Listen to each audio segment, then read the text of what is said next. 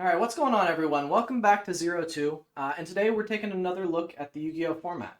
It's been 2 weeks since our last Meta Snapshot, and with the YCS Lille just wrapping up, I wanted to take another look at the meta at this point, see how the top decks have kind of shaken out now that the format's gotten a lot more solidified after the ban list, and talk about the decks that have popped up, changed, and how they've changed.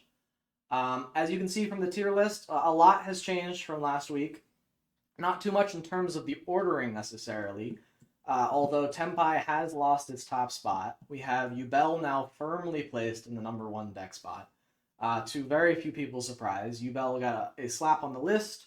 A slap on the wrist on the last ban list that they were in. And because of that, they have now risen dramatically to being the top deck in the format. Tenpai, which used to be the top deck, although it was like literally 1A, 1B with Yubel when we last looked, has now dropped off a little bit, although it's really more so that Yubel has kind of skyrocketed up. Tenpai remains the clear second best deck, but it's now clearly the second best deck as opposed to being a potential top deck contender. And I think that makes sense. As Tenpai becomes the best deck, a lot of people can prepare more for it, they can have more side deck options for it. And Tenpai is a deck that really only does one thing and one thing only, which is OTK very quickly, try and end the game in one battle phase. And so there are a lot of side deck cards that you can tack in to beat that. And if they don't do that, they don't put up a very impressive board on their own, and you're able to win pretty quickly. So, not a surprise to see it falling off slightly, although it is still, again, not falling off too hard. I believe only about 3% when we last looked at it. Snake Eye Fiendsmith, again, continuing to drop. Although not completely out of third place, still holding its third place spot. We'll take a look at it because I'm curious to see how it's handling itself without the Lacrima, without the 2 other copies of Ash, the 1 other copy of Poplar. I mean, you could play 2 extras, but most decks are only playing 2 total anyways. And then now looking at the other top 7, which we'll all take an in-depth look at, Ritual Beast remains the 4th best deck. Snake Eye Fire King, I believe, remains the 5th best deck. It maybe was at 6th. Because I believe Sprite was all the way up here last time. Sprite has apparently had a pretty massive fall off after the YCS. But Snake Eye Fire King remains relatively high in usage. White Forest is again another deck that we talked about last week for the first time. We'll get to talk about it again and see how it's changed from the YCS. And then a deck I'm super excited to talk about. So glad it had some success, or at least enough to get up into the top 7, which is Memento. It's a deck that's kind of been hovering right around this range for the past couple months or so, and it's a deck that people have been talking about as a stealth meta contender, so I'm super excited to talk about it. Just looking at some other standouts, some stuff that's fallen off. Runic's fallen off a little bit. Gastira's falling off a little bit. Melodious, I believe, is slightly on the rise. Prepared usage. Centurion with their ban to what's it called?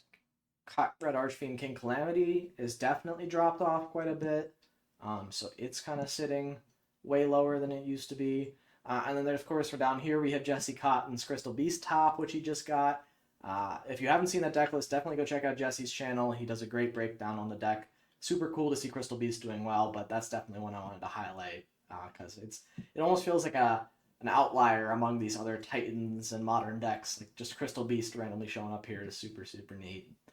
But yeah, that's enough talking about the meta as a whole. Let's go ahead and jump into Yubel and start taking a look at it. So taking a look at Yubel, again, not too much is going to have changed from last week. They're still on their main packages, which is 3 Lotus, 3 Throne. More people are on 2 Yubel than they used to be. Again, I'm still kind of surprised they're not even playing 3 Phantom or Spirit of Yubel, but it is what it is. 2 seems to be the accepted ratio at this point, so that makes sense. I believe Gravesformer used to be only a 1-of. Now people are playing 2 in most decks, which is pretty interesting. They're still on the Fiendsmith stuff because, again, their Fiendsmith stuff was really reliant on Aerial Eater and significantly less so reliant on the Lacrima, which was the ban. But yeah, we'll go ahead and take a look at some of these topping lists. In fact, we can take a look at Sam's list from YCS Cancun. There was YCS Cancun and YCS Lille. I believe that happened. Or was it just YCS Cancun? I'm unclear if YCS Lille already happened. YCS Lille was... No, yeah, YCS Lille also did happen. So it was YCS Cancun and YCS Lille that happened here. This is Team Samurai X1's Yubel list that he played at the YCS. He also has a really fantastic video breaking down the stack in detail. Highly recommend you check out his channel and take a look at this list. But it looks like he was on a pretty heavy Kashtira package, which again he talks about in depth on his channel, but that synergizes very well with the Yubel cards. You can see he's entirely on board breakers, and I think that's going to be a common theme we're going to be seeing throughout a lot of the top decks that we're going to be looking at. Hand traps, the only real one that a lot of people are still playing is Impermanence, but most people are realizing that the top decks really just chew through hand traps. They're not as effective, and so they're getting relegated to the side deck, or even getting completely cut from the lists because they just don't do enough into the uber powerful boards and extenders that modern decks have nowadays. So definitely interesting to see. But nothing too crazy to talk about. Again, the extra deck has been pretty locked in for pretty much the duration of the Yubel's lifespan post Fiendsmith release. I guess he's on 2 Engraver. He talks about why, but the gist of it is you don't necessarily want to see this. It's a decent enough starter, but you actually get to it through your main combo anyways. So some decks are opting to go lower on the Engravers, but most decks are still playing the 3. In any case, that's Yubel. Again, I don't want to spend too much time on this deck, although it did just win the YCS. This is likely the deck that you are going to be seeing most often in top level tournament play, whether that's at a competitive locals or a local regional, or even at a YCS. The upcoming YCSs, YCS Niagara is coming up pretty soon. This is the deck to expect. There is no real other deck that can compete at Yubel's level. I believe Sam said in his report that he played 11 mirrors where he was on Yubel, they were on Yubel, so definitely the most prominent deck, the deck that's likely to see the most conversion into the top 32, and a deck you need to know how to play against in the upcoming matchup. So, yeah, that's Yubel. We'll take a look at Tenpai briefly as well. Tenpai is not a deck that has changed really at all with the ban list. The only thing is the 1 field spell. Unlike what I kind of predicted when we first talked about the list and the decks, I was expecting them to be on some sort of heavier field spell searching engine, whether that be a heavier Kashtira package and they could play the set rotation, whether that was an attempt to jam Ancient Fairy Dragon in the extra deck. But it seems like the conventional wisdom is just you already have enough ways to get to your starters. You have this is full combo, this is full combo, this is full combo. Your terraforming and field spell are full combo, so you've got plenty of ways to still see your engine in total. And they really just want to be maining as many board breakers as possible in order to make sure that their opponent's decks don't function coming forward. So we're still seeing stuff like Feather Duster, we're still seeing stuff like Regeki and Lightning Storm, although these are slightly reducing in popularity, it would seem, according to this website at least. We'll take a look at the top deck from YCS Cancun. This was a top 16 list. Here you can see they were opting to still play the board breakers. As far as hand traps go, they're on the Perulia. This guy was only on 2, which is interesting. Also, 2 Dimension Shifter feels weird as well. A lot of 2-up hand traps, actually. 2 Nibiru. Weird list. 202 Veiler, but I guess you want variety in your terms of interaction. A lot of these are hard ones per turns, so making sure that you can interact early and often with your opponent and still have that Tenpai name to OTK with feels pretty mission critical. He was also opting to play Sengen Kaiho, which is a card that not a lot of people are on. I think I saw on the list it was only about 10% of Tenpai decks, but I expect this card to rise in popularity. As Tenpai becomes a stronger deck that more people are aware of and more people want to counter, Kaiho gives you an additional extremely strong option going first. If you catch the opponent at an awkward point in their combo trying to break your board, like if they have multiple monsters on the field at any given time, you can flip Kaiho, force them into your battle phase, and then during their battle phase, you can do all of your quick synchros with your Tenpai monsters in order to force them to OTK themselves through something like a Genpai Trident Dragon.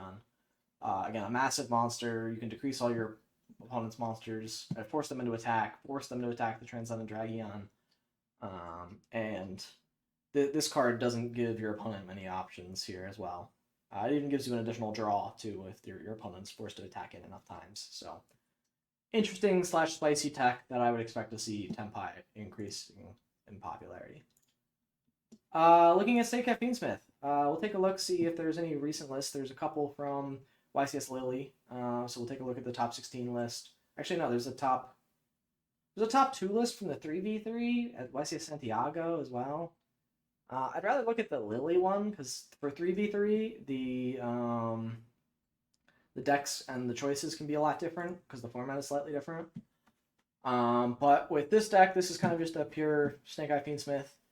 We're still seeing they're essentially the same ratios, although 2 Oak is interesting. I don't think any Snake Eye decks are playing 2 Oak, so I guess to compensate for the 1 Ash, 1 Poplar, you need them the little extra names. They're going for the Oak as opposed to the Birch, which I've seen a couple of lists playing the Birch.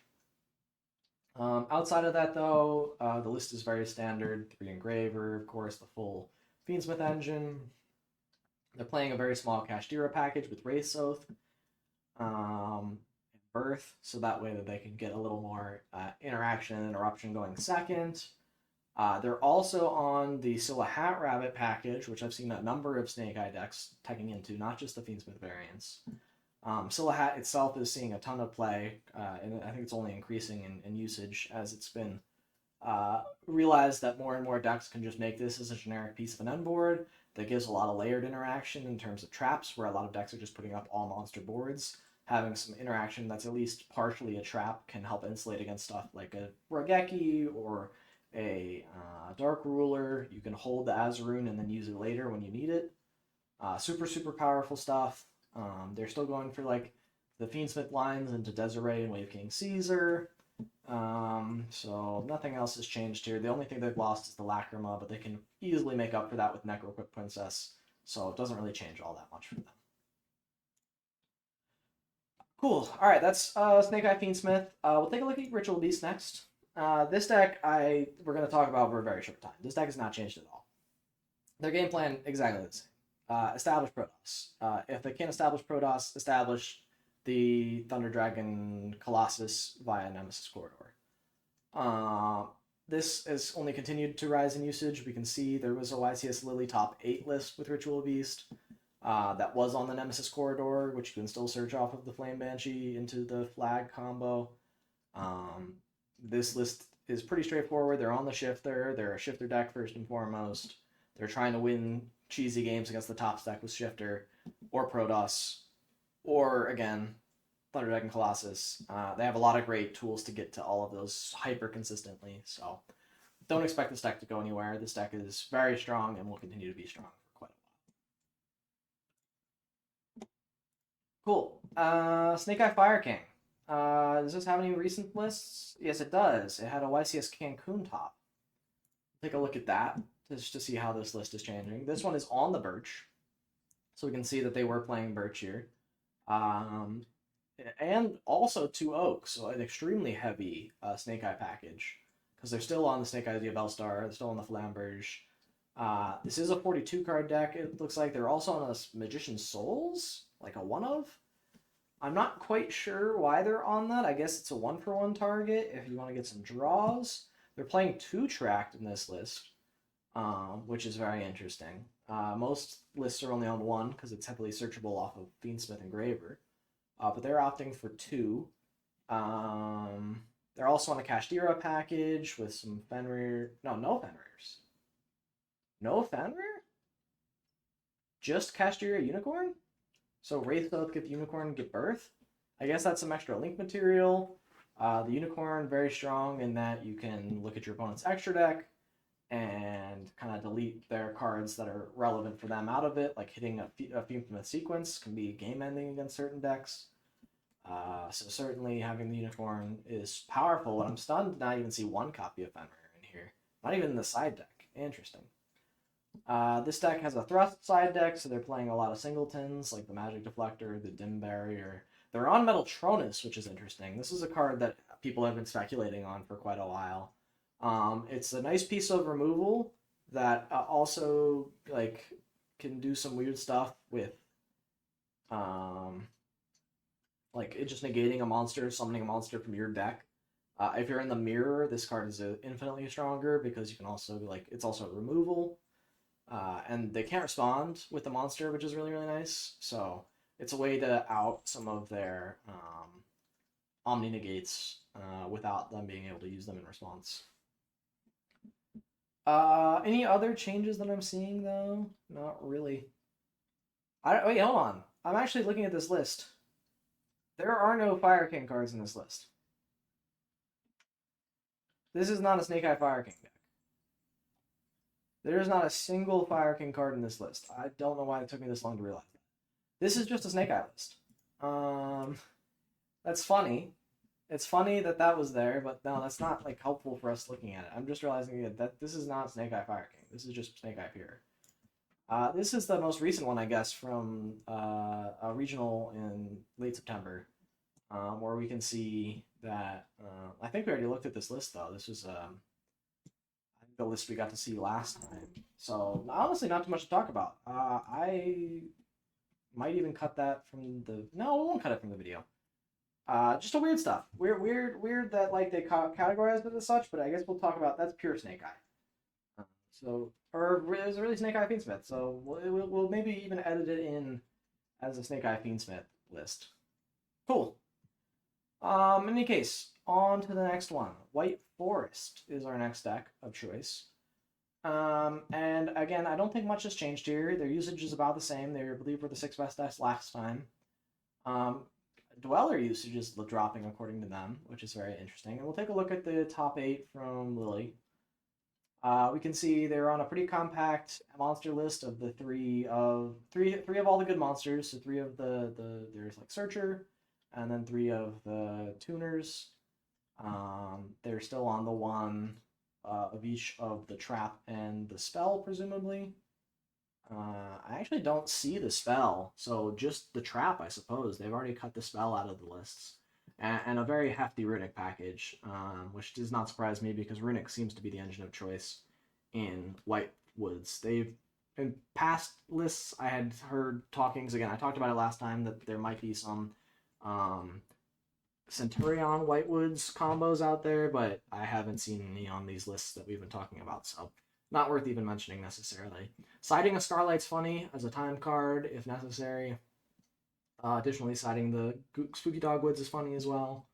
But again, not too much to talk about. Mostly Runic. All the Runic ratios have kind of been figured out at this point. I guess they're playing the 1 Smiting Storm, which is kind of interesting.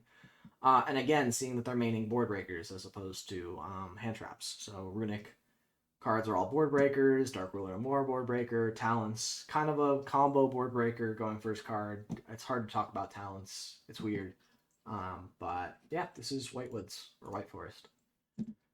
Memento, the deck I wanted to talk about the most, mainly because I think this deck is super cool, and I'm excited to see it starting to see some success. We'll take a look at this Louisville regional top that I got here. This is a Fiendsmith Memento deck. Again, most of the top decks are on Fiendsmith. Memento is not an exclusion to that. So we see the standard Fiendsmith package of the 3/1/1 with the tracked Engraver Lurie. And they're doing that mostly for the Desiree access or the Caesar access via Necroquip. Outside of that, though, they have Memento Goblin, which is a Destroy the Send. They have Memento Mace, which is kind of like a mind control for your opponent's monsters as a quick effect, which is pretty cool. Gattaca revives itself when it's popped. You've got Anguish, which is the main searcher for the deck. It's the Stratos. On summon, adds Memento. Sleepy is their fusion Memento card. Lets them fusion summon when it's popped. Dark Blade, when it's normal, gets to pop a card your opponent controls if it's a spell trap, and then also gets to summon a level 3 or lower Memento from your deck, so super powerful starter as well. This is the Horse, because I'm not going to attempt to pronounce its full name. But it lets you mill a ton of cards, Memento monsters, when it's destroyed, so super, super powerful. And then their big boss, Combined Creation, is the end boss they're putting up most of the time to basically act as a huge monster that your opponent is going to struggle to deal with. Especially when it's backed up with Bone Party, which is their main extender, Lan, which is their field spell that allows them to kind of be Armades when they attack, alongside being some extra recursion if they get destroyed. The fusion spell allows them to fuse using monsters from the deck if a Memento monster was destroyed, which is almost always happens. So that's also super powerful. And then this deck's on the Cranium Burst, which I know some lists are playing, some lists aren't. But this is in theory 5 monster negates while they have the Memento line creation on board. A lot of people are cutting it because it's a bit win more. But at the same time, 5 monster negates is 5 monster negates. It's kind of hard to decidedly say that this is bad. So some decks are certainly still taking it. Their fusions, they got the fusion that takes any 2 mementos that lets you pop itself to add 2 mementos from deck to hand. Super strong. Their other new fusion, the Creation King Big Boy, allows you to mill 3 mementos, and then you can pop memento cards and your opponent's cards at quick effect speed. Outside of that, their extra deck is mostly just the Fiendsmith stuff, alongside some good generic links. Like this deck is on Scylla Hat with a Apophis Swamp Deity in the side deck that they can side in. And this lets you negate the effects of cards up to continuous traps, so you could play this and negate cards your opponent controls. I think Dance is in their side deck as well. This is a trap that they can search that lets you give some attack point boosts alongside a quick effect card pop, essentially, which is pretty strong. But yeah, that's the Memento overview. They're also the rest of the deck's all hand traps. So like Veiler, Droll. This deck does appear to be on hand traps. I know again some decks lists are now trying to opt towards board breakers in the main.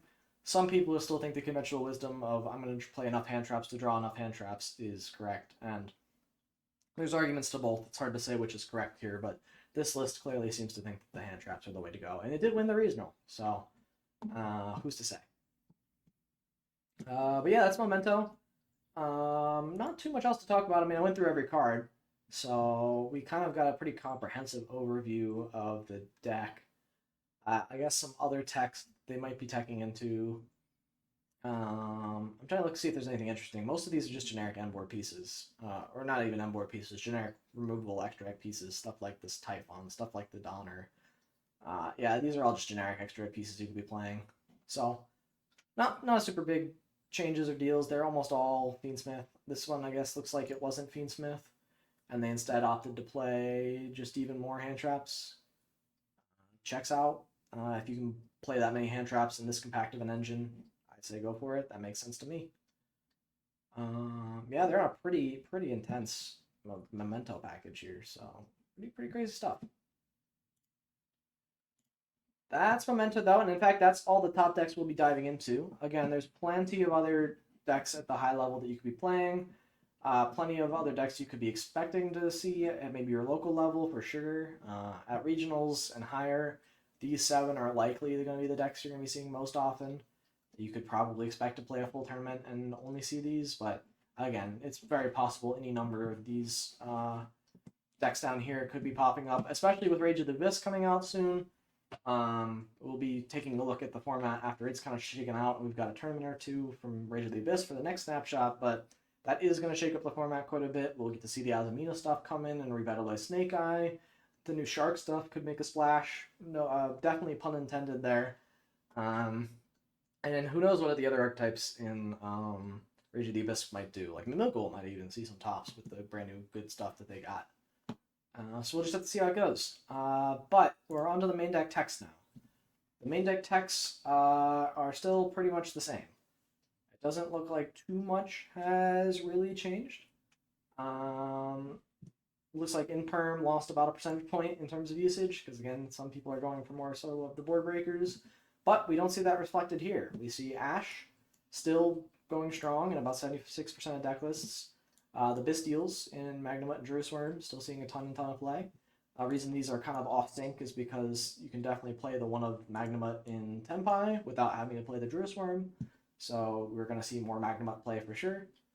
Talents, Nibiru, Veiler, all very strong individual pieces of removal. I've talked about them extensively week in, week out.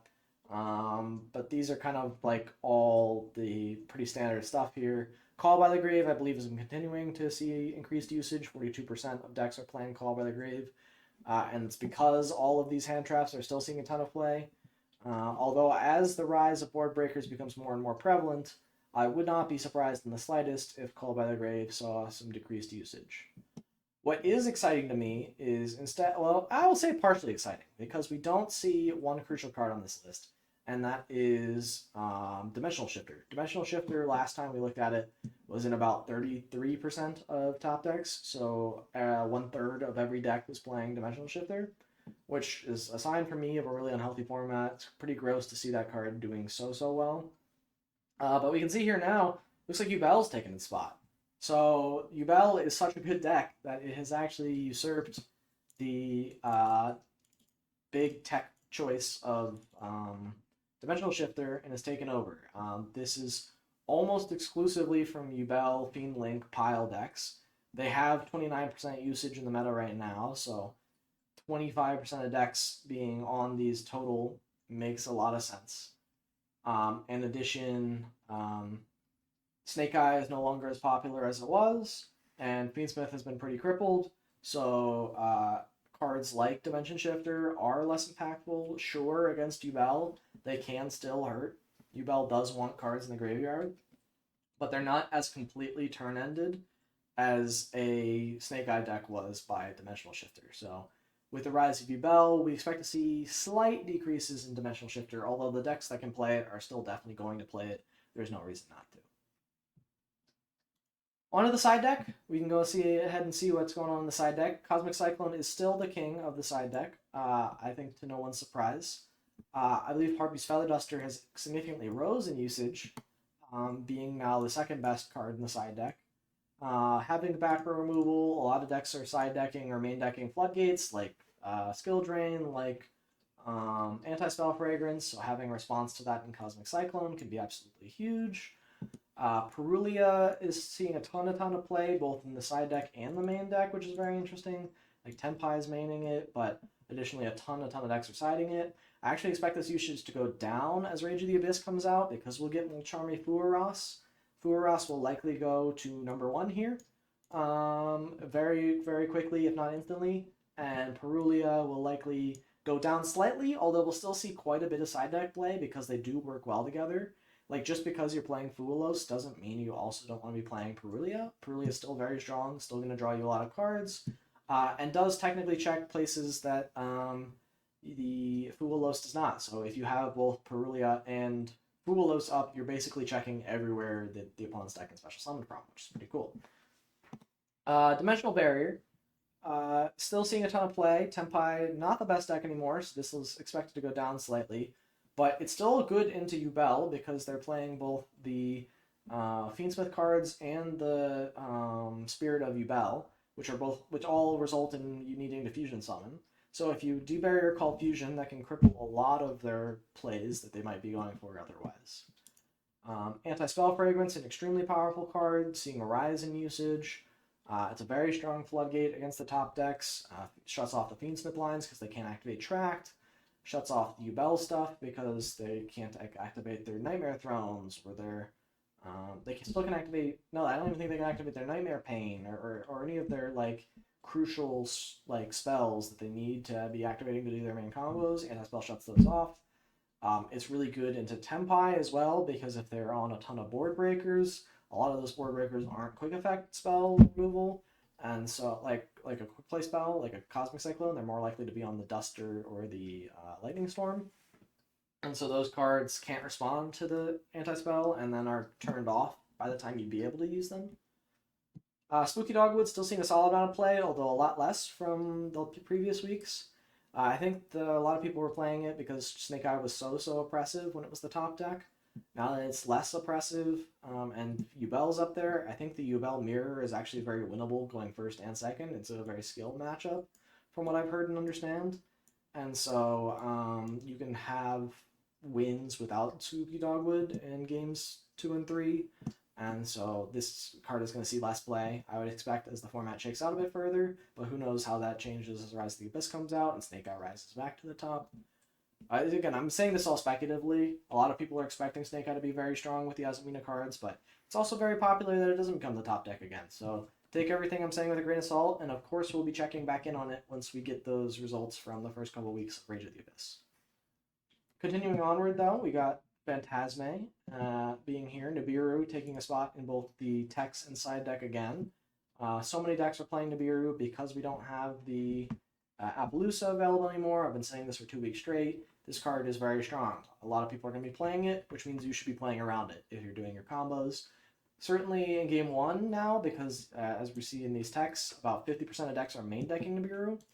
But definitely in Games 2 and 3, because if the 50% of decks that aren't main decking are not bringing it in, then the other 23% are going to add on to that, and now you got to deal with 75% of decks having Nibiru. Definitely be aware of Nibiru. Definitely make sure that your combo has some sort of plan or answer to getting Nibiru'd. Whether it's early, late, whether you have some extenders in hand you're keeping, make sure to keep Nibiru in mind. If you're not maining Call by the Grave, you're siding it. Again, super strong card. Looks like it's being used about 70% of decks. Feels about right. And then Evenly Matched is seeing less play now. I don't know exactly why. I guess it's because Fiendsmith Snake Eye lost to a lot harder than Fiendsmith Yubel apparently does. I'm not sure that's entirely the case, but it seems to be conventional wisdom that Evenly Matched is falling out of favor. It's at least a losing percentage from last week, so there's hard for me to argue with the data. But we'll have to see how things shake out. Again, Rage of the Abyss is coming right around the corner, so no idea where these cards are going to stand and how good they're going to be against the top decks. I have a feeling that while we're doing this update right after the YCSs, we can talk about them. I think this is important to get out there so people can know about how the YCSs shook out. Rage of the Abyss is a big set. There's a lot coming in it that's going to make things more interesting. And so, again, don't necessarily take all of these results with 100% accuracy post Rage of the Abyss. Pre-Rage of the Abyss, this is the format. I don't think there's any question. But now that we're about to have Rage of the Abyss at the end of this week, it's going to be hard to say which is which. Alright, but that's everything we wanted to cover. That's the entire Yu-Gi-Oh! Meta as it stands at the moment. I appreciate everyone for watching and sticking around for the whole video. If you have any questions, comments, thoughts about the format, feel free to definitely leave them in the comments down below. I'll be definitely taking a look at them and responding. If you have any thoughts about how I can improve this series, or if you'd like me to take a look at some different decks in the next time, I can definitely make sure to take note of that. So again, let me know about that in the comments. If you liked the video, definitely leave a like. Go ahead and subscribe to the channel. And again, thanks so much for watching. Really appreciate it. Have a good one. Bye!